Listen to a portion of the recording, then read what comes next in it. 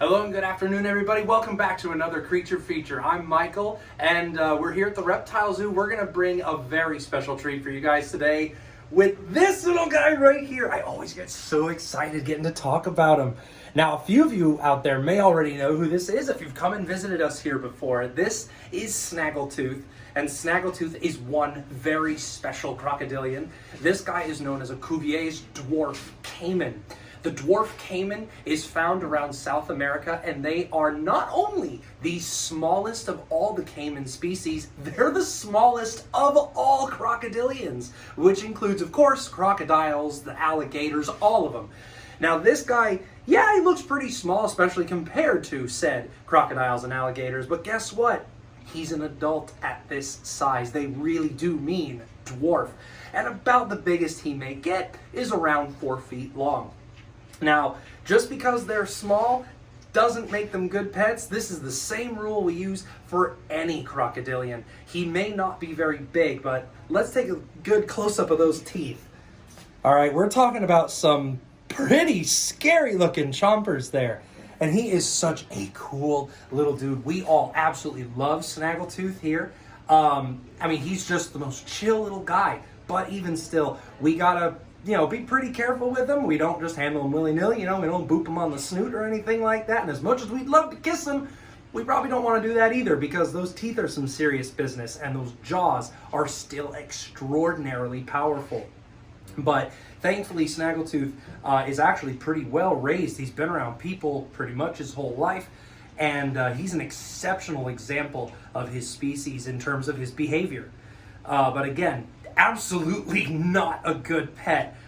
These guys are a long commitment. They, again, have that very powerful bite. There's just not a lot of good reason to have one as a pet, so don't do it. But he's got some other extraordinary features other than his beautiful face, of course. We all love this guy. But look at these other features about him. Let's start with this armor. Look at all of this. I'm giving this not a hard squeeze, but a decent squeeze, and this stuff barely budges or bends.